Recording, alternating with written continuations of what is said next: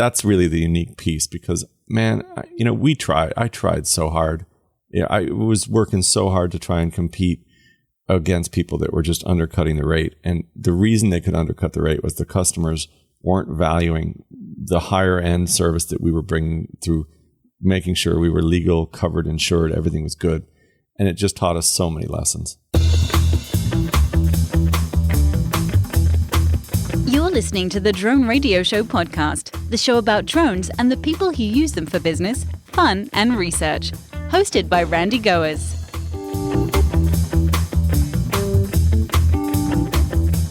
Hello, everyone. This is Randy Goers, and welcome to the Drone Radio Show podcast, episode 92. Are you getting undercut by drone pilots that won't follow the rules? Well, according to today's guest, there is a way to grow and sustain a drone-based industry by rewarding compliance. Stephen Flynn is an Emmy Award-winning filmmaker, producer, director of photography, editor, and a drone pilot. With a background in electronics and photography, he honed his skill both as a photographer and an editor, forming his own post-production company in 1996.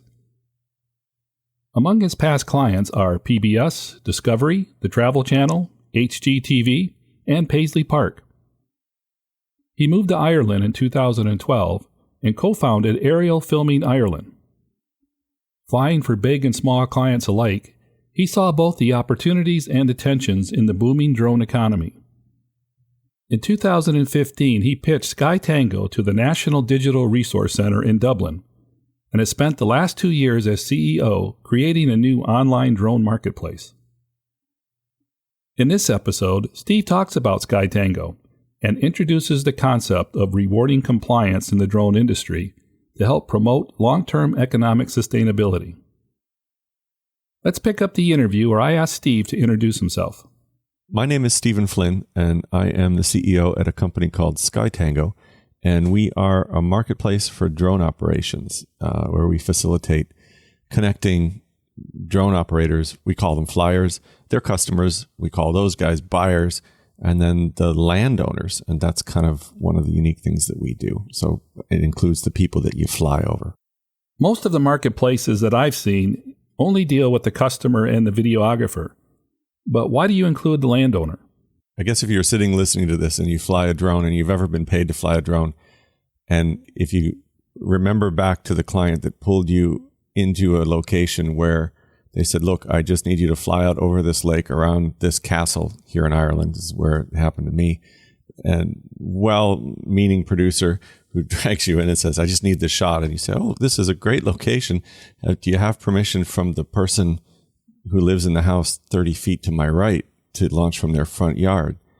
And they go, no, just launch quick. It's early morning. We'll get the shot and get out of here. I mean, that's a horrible place to be.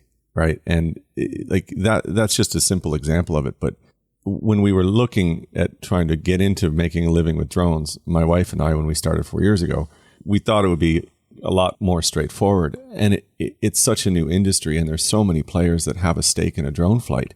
It's not just a drone operator who says, oh, it's my drone. I'm the only one that cares about this coming down. Well, no, your customer cares, and the people you're flying over care. So to us, it's just a simple no-brainer that if you're operating a drone, you've got to have some engagement with the people that you're flying over. So that's where the landowners part came from. Other than incorporating the owners of the land, how does Skytango differ from other marketplaces? I think the biggest thing that makes us different is that we're really building a platform from the ground up to serve drones. And I think the one mistake people make is that they come at this from their perspective and they say, oh, I'm a videographer and now I have a drone. So now flying a drone is like doing video in the air. Or I'm a survey company and now I have a drone. Now I'm just doing surveys from the air. And I think that's a little bit of a trap. In my take, it's drones. It's not doing video with a drone. It's drones. And you need to look at it and the relationships between the people who are using them differently, because the touch points are much more unique and they offer really interesting opportunities. So the reason I explain that is because the entire platform is made really for the drone operator to have one straightforward path to getting the job done and adding value to what they're doing through compliant operations and being able to provide more value to their customers. And the fundamental tension there is this idea around discipline around your job, right? It's like if you're flying an A330 and you're sitting in Logan Airport and the snow's coming down and you're sitting on the taxiway 1 minute longer than your prescription is for that temperature, that fuel load, whatever all the pieces are, you have to turn the plane around and go back and get de-iced. There's a really regimented kind of system in place to help keep things on track, right? So that's aviation. That whole industry is built around that sense of discipline and a particular path. So now you take aviation with all that discipline and the culture of sort of that workflow, and you stick it over the top of all these other industries that are now using aircraft. I'll take television as a great example. That culture is about get the shot, right? You get on a set and you're pushed to just get the shot. So where do those two pieces meet, right? You've got one culture that just wants you to get the shot, get in and out, just get it done. We've got a low budget, rush, versus you're flying an aircraft frame over the public, whether there's crowd there or not, doesn't matter. You're in public airspace. So what's that tension look like, right? So Skytango has been built to provide the drone operators ultimately with a path that brings all this stuff through in the same workflow. And so as a drone operator, you engage in this. The vision is that you will be able to manage your checklist, run your business the way you want to. You can custom design all that stuff. And then as you're engaging with customers and landowners, the things that they're looking for drop into your workflow as well. And so it kind of gets rid of that. Like one of the problems when you're on set sometimes is you're doing your thing and then somebody comes in and doesn't give you all the information that you actually need. And there's just so many places you can get caught, with risk and having accidents or any issues. And I've lived that. I've had those experiences in the field where I've just felt sick to my stomach because I did my best, but because I wasn't given all the information or my customers didn't fulfill their side of the bargain, I was exposed and could have caused problems, had an accident or hurt somebody. So was that the reason why you started Skytango? I got into drones when Susan, my co-founder and spouse, and I moved back to Ireland. She's from Dublin, born and raised here. And about 5 years ago, we came back for family reasons. Her father was turning 91, and it was time to get back and spend some time with Grandpa. So we brought the kids back with 7 suitcases, and I needed to find work. And my career had been based in Minnesota in the film and television industry as an editor, as a director of photography, camera operator.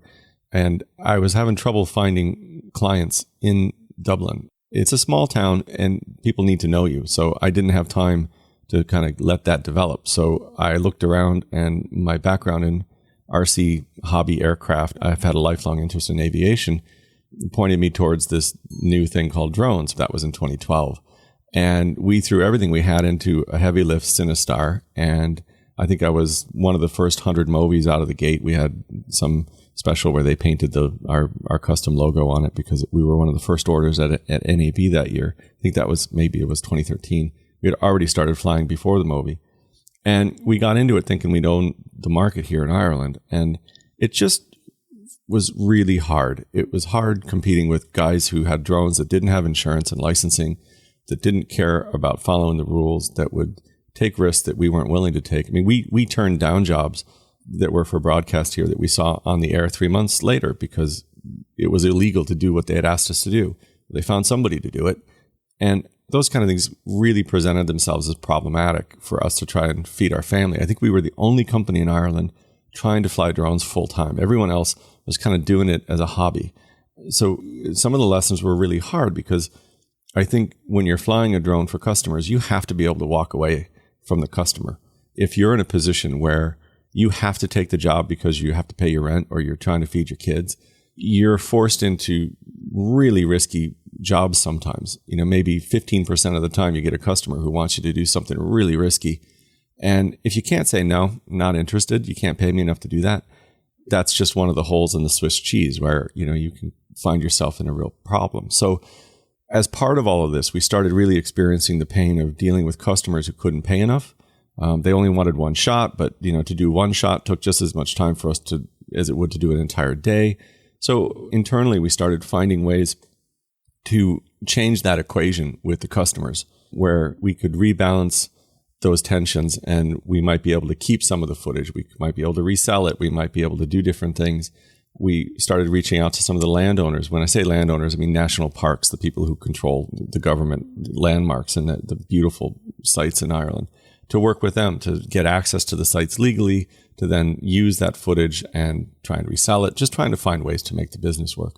It was through that process that we started to really see the connecting points, where I really think that all of these separate parties, from drone operators to their customers and then cities and landowners, they're all wrestling with the same problem. It's just different faces of the same issue. And it's this idea around valuing compliance. If the industry can't value compliance, then how do you thrive? How does it grow? And that's the problem that we solve. Isn't that a real challenge, though? I mean, because there's always somebody out there who's going to say they can take a shot cheaper, quicker, and faster, isn't there? The advantage of building this software here in Ireland is we had licensed operations starting in 2012. So we're a few years ahead of most of the world in terms of the market maturity. Not necessarily the regulation, because the US has now caught up with us here. There are some differences. But in terms of the way the market treats drone operators, in terms of people booking jobs and trying to get it for less, and that whole tension between licensed operators and people doing work without licenses. And it's my belief that the only way to solve that is to look at the buyers, right? You cannot try and fix this problem on the flyer side. You can't. Every year there's a new 14-year-old who gets a new, Mavic Pro for Christmas and decides he's going to go out and do whatever he wants for $100 or less, or for free, right? You just cannot put your arms around it. It's like squeezing a balloon. Where this is going to go is that the buyers, the people who are using the content, are going to start to be held responsible for showing that what they got was acquired legally. It's already happening in England. So our platform does that, right? Our platform allows the buyer to say, you know what? If anyone ever asks me, I can show that this was done legally. And that can change based on where you are, right? It's not one legal filter for the entire globe. But for us, that's really a key element. And we see traction on that in a big way at the moment. We see landowners signing up. We see buyers signing up. I mean, it's a problem that needs to be solved. And in our opinion, it's the place to fix it is on the buyer side. So how do we get the buyers to stop contracting with the unlicensed pilots? There's a nuance here that I think is important to talk about. And when I say unlicensed operators, I actually don't think unlicensed operators are the problem. I actually think that the problem is illegal operations, right? And so this is one of the things that was made clear here in Ireland a little over a year ago, when the IAA changed the rules and allowed unlicensed, uninsured operators to fly commercially. People here are still kind of stunned by it, but the rule states that if you buy a Mavic Pro and you're not licensed here, you can fly it to 50 feet anywhere in the country. That includes in the middle of Galway. It could be in the middle of a town square. Now, you have to get the landowner's permission to actually be really legal, but you can go to 50 feet. If you're out in the middle of the country, the equivalent of being in Nebraska or Oklahoma, out in the middle of nowhere, you can fly to 400 feet and you can take real estate pictures and sell them if you want. Now, that opened up the market, right? Because people were up in arms. All the licensed operators were really just shocked at this. The thing that I see is licensed operators can also be illegal. I have been on many sets where you're put in this position where the customer comes up to you, you launch your drone, they look at what you can get from 400 feet and they say, I really need to see more. I've got to get this in one frame. Can you go higher? So now you're out in the middle of nowhere, and what do? You say no, and you don't get paid, and you either have a pissed off customer and you go home hungry, or you go, well, there's no one around. I'll go another 100 feet. Who's going to know? So now I go up to 500 feet. I'm outside my license limit. My customer takes that footage. And how is that any different than him using something from an unlicensed operator, right? That was beyond my insurance. It was beyond my remit. And I just took work from the guy down the road who charges twice what I do because he's got a transponder on his rig and he's licensed to go to 2,500 feet or whatever, or they should have hired a full helicopter. So that nuance is really, really critical for us, because you cannot have an industry that grows and thrives based on people saying, cross my heart, I promise I'll behave, when you're not watching, right? I mean, there's no other industry. I mean, I challenge anybody to say, tell me another industry that works like that. You don't have, a heart surgeon say, well, I'm going to do your heart surgery today. And I just, I noticed there's a little shoulder problem over there. I'll move over there and fix that too, just to make you happy. I mean, that doesn't happen, right? I mean, maybe that's a bad example, but that's kind of core to all this. So that's what we do. We help not only the buyers really get what they ask for, but to make sure that they survive audits for compliance. But we also give flyers the ability to say no, and the ability to not be caught in that tough choice of saying, you know what? Yeah, I'm going to break the rules because I need to get paid. Who do you think will use Skytango? The people that will use this platform really could be across almost any vertical. We're starting out in media production. That was, our specialty, our background. And we partnered with the BBC News to help us develop this. They saw the value in it immediately, a little over a year and a half ago. So they've been kind of behind the scenes advising us on, exactly what tool sets that they needed and the kind of products that they needed and wanted to employ to be able to use drone operators around the world. And so they're a great partner. So we see broadcasters using this. We see web companies. We see corporations. We see survey companies. We see it really kind of runs across the gamut. Because again, as soon as anyone's flying a drone, because it's low to the ground, you are near other public entities and everybody's got a stake. And that's really where the name came from as well, is that, the name Skytango is this idea that it takes at least two to tango, right? You're not doing this on your own. Even if you have no client, you launch your drone and the community that you're around, even if you're in the middle of nowhere, everybody has an interest in this thing being successful. Yeah, and I would think that in the film and TV industry, it's pretty routine for them to ensure that they've got permission to use a location, make sure they have all the insurance, all that stuff before they actually start any work. Absolutely. It's the companies that are the larger ones at the moment that really they're paying attention to, is this legal? It happens here fairly regularly where a news organization broadcasts something that's clearly illegal and the drone operators in the area know who did it and know that they weren't licensed, and it's all over Facebook. And there was a great case a couple of years back where Aircom, which was one of the big telecom providers here, was rebranding their name to Air, EIR, and they put something like 16 million into this rebranding campaign, and they flew over Skellig Michael, which is the island they use for Star Wars.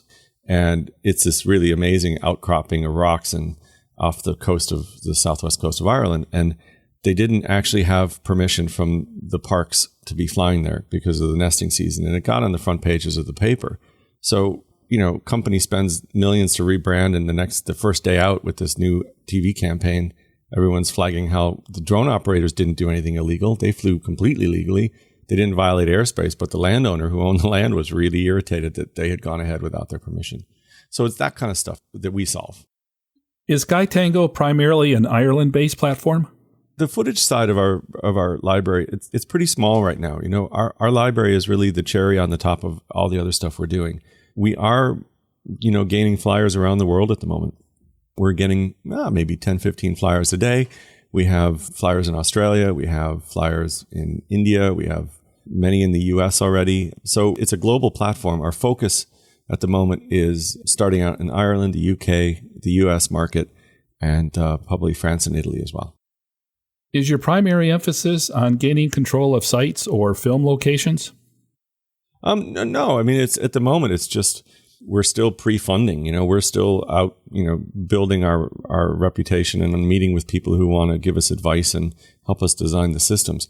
I think our approach is to not sort of sit in a corner office imagining exactly how this works, because it is really complicated. It's not that there's only one solution. So we're out finding potential partners and people who want to give us advice, like cities and landowners.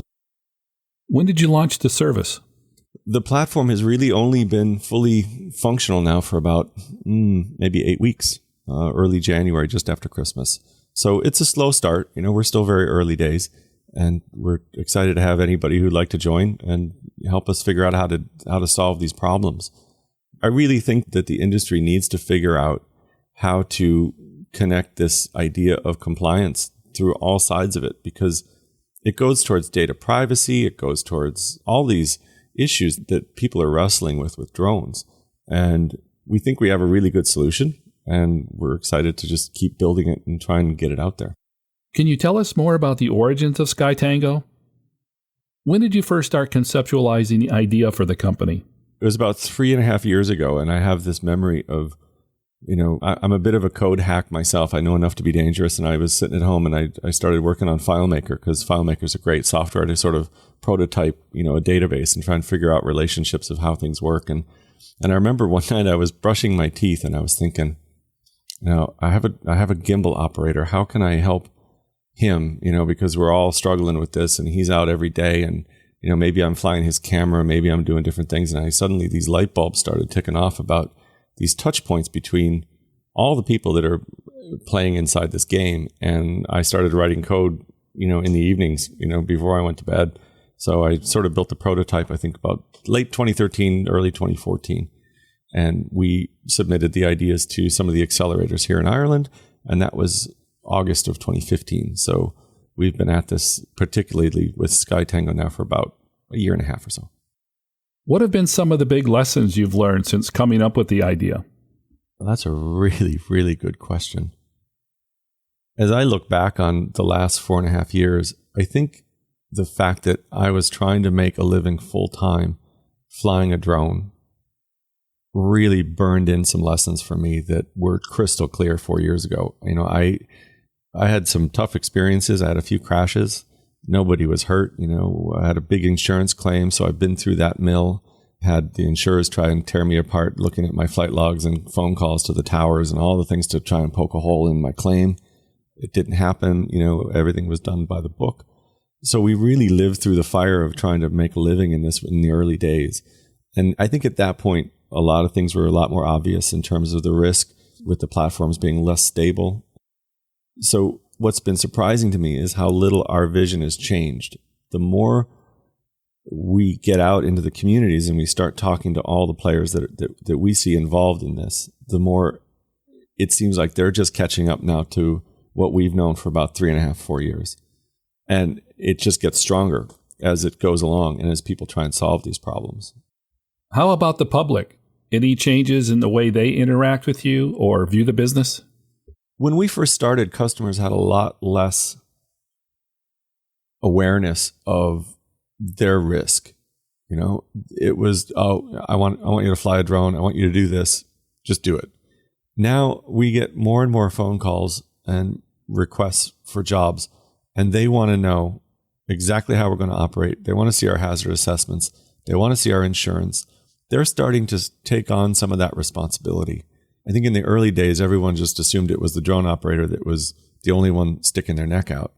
And it feels really lonely when you're a drone operator and you know that if that thing comes down or causes any damage, everybody turns towards you. Your customer, the landowner, your insurer, everybody starts to look at you. And I think that as the industry sort of progresses, all those other parties are starting to become more aware of the bits that they need to pay attention to. And that's making it better for everybody. What value do you hope Skytango will provide to the industry? From a personal perspective, I really want this industry to thrive. And I'd love to create a piece of software that really helps other drone operators not be as stressed out, in terms of managing their risk. And at the end of the day, that's our focus, right? So what I like about that is that we have the possibility to partner with any number of companies, right? We're not trying to come up with the next survey software. We're not trying to come up with, all the amazing things that people are building. What we're trying to do is buttress all of those services in a way that reinforces the relationships between the drone operators, their customers, and the people they fly over. And maybe that's a really general statement for you, but that's the best summary I could take. Yeah, that makes perfect sense. Let's pivot a bit and talk about your background and how it led you to this place. Can you tell us about your TV and film career and the types of projects you've worked on? As far back as I can remember, my dad worked at IBM and was really into space and aviation, and had a weekly subscription to Aviation Week and Space Technology. So every week this magazine showed up, and I would just read it and make my school projects out of cutouts of airplanes and reading about crashes and, technology and, just airplane stuff. And then I got into film and television when I was in my teens and spent my whole career there. And most of that time was spent as an editor, working at the end of the process, trying to understand and put stories together, learning to be a storyteller. I moved into photography and directing as well. The stuff I'm most proud of in that career was working at public television, working on a science show called Newton's Apple in its last 2 or 3 seasons. Most recent stuff was working for Sci Girls, a science show for young girls based out of St. Paul that broadcast nationally. And then, did a lot of corporate work in the States and some network stuff as well for post-production for Discovery. So I was pretty steeped in the culture of film and television.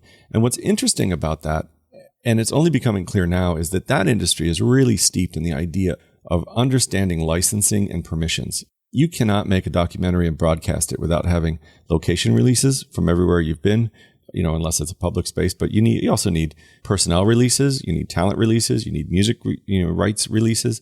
All this stuff is really controlled. And then you throw drones in there. And there's nothing about that, right? At this point, the industry hasn't evolved enough to catch up to that kind of thing. So for me, it just feels like a natural fit to start providing that kind of a service in terms of the drone space. What's been your drone experience? I have a tendency to jump in with both feet right up to my neck and beyond sometimes. And when I saw the Cinestar out there, I was like, that'll be my first drone. So I went and we just bought this big heavy lift. And I think my first drone flight was with my heavy lift with a 5D on the bottom of it, and I'm not sure why I kind of went that way. I think at the time you didn't have sort of as many cheap small drones. I mean, I did buy a teeny little one, a little trainer, but it wasn't anything like lifting up your own 5D costing, whatever it was, $5,000 with a lens along with a, $12,000 Cinestar kit and all the rest and hoping you don't crash. I have that video actually of me in a park lifting it for the first time. Wow. Do you think it has anything to do with the fact that the typical production crew usually carry some pretty sophisticated equipment? Oh, yeah. No, I think that's a really good observation. It's like I spent my career walking around with $60,000 cameras on my shoulder and it didn't really faze me. But it all changes when it's your money and you launch that thing and the wind starts kicking it around the sky.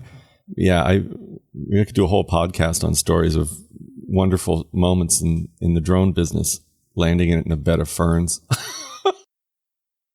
Put your TV storytelling hat on, and if I asked you to make a film about Skytango, what would be the pitch for the movie? Ooh. Okay, so the movies, that's a really good question. So what's the story? Yeah, if you were going to pitch how Skytango got started, it's husband and wife throw all their savings into a piece of carbon fiber, zip it up in the air into the wind, hoping it comes down nicely and somebody pays them for it. What can go wrong? That could be the story right there. Yeah. Oh, then you have to have the characters as the children looking at them going, I need new shoes. Okay, honey, let me go out and fly my drone again. Hopefully I'll come home with a little bit of money. It's hard. It's really hard. We got into it and I thought, this will be no problem with day rates. We'll be able to bill out, nice substantial day rates. This will be great. And the depreciation on the value of the service was so fast. It was 6 months. And before you knew it, there were guys with drones who were charging half what you were charging. It was unsustainable, and I know that there's people listening that have probably felt that. And if you felt it, then, check out our website. I mean, we're trying to build a platform that gives you tools that are really advanced and integrated and hopefully help solve some of those issues. That's really the unique piece because, man, I tried so hard. I was working so hard to try and compete against people that were just undercutting the rate. And the reason they could undercut the rate was the customers weren't valuing the higher end service that we were bringing through making sure we were legal, covered, insured, everything was good. And it just taught us so many lessons. I want to ask you a few questions related back to something that we started with, just to make sure that we've highlighted it. So the first question is, why would a drone operator or a drone videographer want to use Skytango? If you're a drone operator and you're looking at Skytango and you're saying, well, why would I want to use that? I can get booked any place. There's places I can sell my footage. It's a really good question because on the surface, it looks like, okay, we're a booking platform. But what we actually add value to the transaction between the drone operator and their customers. Okay. And what we do is we enable the drone operator to really make clear the value they bring by being compliant with the rules and regulations that they're operating in. And that includes rules and regulations for the landowners for the area that you're flying. It includes the rules and requests and the things that the customers are looking for you to do. It provides a system for giving a backstop to people who sometimes struggle to say no, right? Because sometimes it's very hard to look at your customer and actually say, no, I can't do that, and here's why. So we don't get between the drone operator and their customers. What we're really working hard at doing is providing an additional key piece to their relationship. And it's early days. We have a lot of development plans in the next 12 months, but the fundamentals are there now. And we're hoping that people will join up for free and start to engage with us and help guide us in that journey, because it's a piece that really needs to be developed across the industry. And that's why you'd use us. The same question, but for users of the video content or the production companies. Again, why would they want to use Skytango as a source for their video? Now, if you're a buyer and you're looking at Skytango, the reason you'd use us is because it gives you a really clear path to finding the operators that can really provide service for you.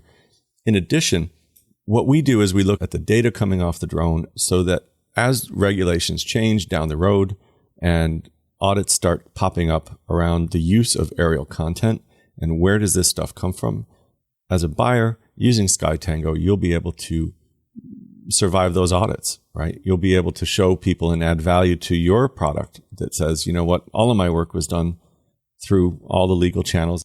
It mitigates risk. It drops insurance. Oh, let me say one other thing. Let me step backwards. If you're a flyer and you're on this platform, we're already finding insurance companies that are excited to give discounts to the operators that are using it because they see the value in it.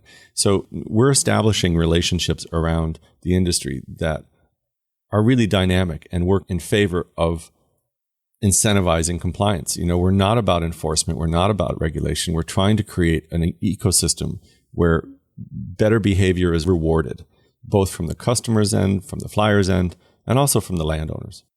And speaking of the landowners, and my third question, what's the benefit for them to participate in the platform? When I'm talking about landowners, I'm not necessarily talking about Bob who owns his house down on the corner. It's not like an individual house. We talk about landowners as though it's a country, it's a state, it's a county, it's a city, it's a neighborhood, right? So they're government bodies that control and want to have some sort of engagement with drones over the land that they're responsible for. So that's what we mean by landowners. It could be a national park, it could be a heritage association, it could be any number of those types of organizations. And if you're working in those areas and you're trying to find ways to put your arms around this new thing called drones, Skytango can do that, right? It gives you a way to easily engage in a positive way with drone operators that are going to be arriving on your doorstep and wanting to fly their drones. And there's a lot of services we offer there. It's probably the least public and least developed of our platform at the moment, but that's sort of what I can say about that. Do you think the public wants a system like this?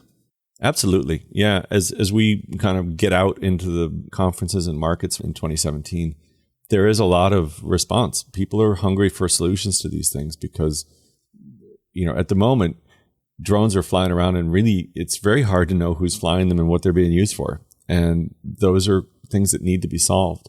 So we are seeing a lot of response. And I think didn't Orlando just pass an ordinance that they want you to have a permit to be able to fly drones commercially within the city? Yes. And in the draft that I saw, you had to get permission from the property owner. Right. And I mean, you're going to see more and more of that. Like I said, this goes back to this idea that the industry can't survive if it's cross my heart, I promise I'll behave, because there are people that care about these, that have a vested interest in it working. And if they have no idea if that's true, at some point you can't operate in a non-transparent environment. And I think that if you're licensed and you're operating commercially and responsibly, transparency is your friend. As I gain a fuller understanding of the three legs of the Skytango service, especially in regard to local regulations, I can see where landowners, by their actions, whether they allow somebody to fly or not fly from their land, could really play a role in where the local market goes. Absolutely. And I really believe that the solution here is to not geofence someplace and say, you can't fly here. I mean, I remember a few years ago, there was somebody on the web that had a website where you could sign up, pay some money or something and say, you can't fly a drone over my house. Well, that doesn't work. You know, if you have a park that's easily accessible from across the road and it's not illegal to fly your drone over, you know, the National Heritage Site, you'll just do it because you'll do it and not get caught. But if the heritage site or the national park says, you know what, this is how we want to engage with you in a positive way, we'll say yes if, and then there's a very clear delineation of sort of how operations should take place.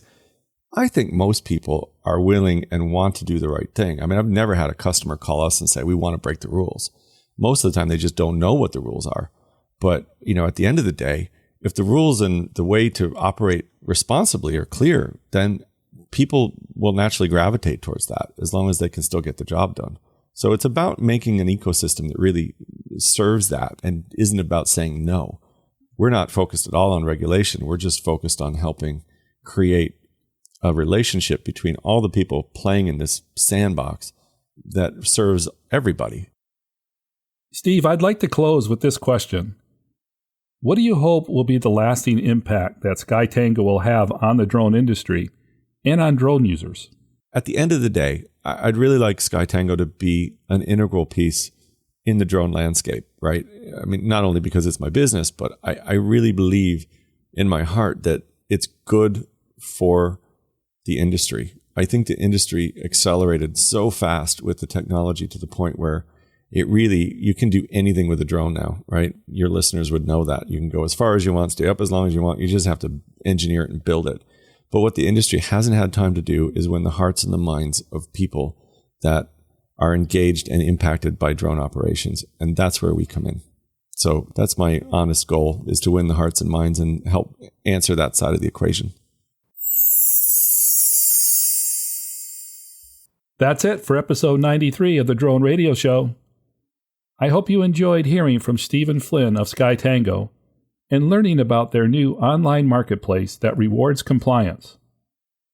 I want to thank Steve for sharing his perspectives and his insights, and for talking about Skytango. If you want to learn more about Skytango or want to connect with Steve, check out the website at skytango.com. If you enjoyed this episode, please leave a positive review on iTunes. It always helps.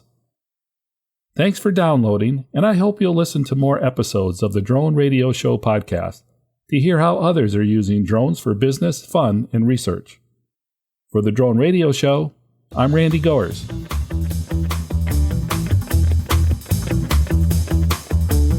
This has been the Drone Radio Show podcast.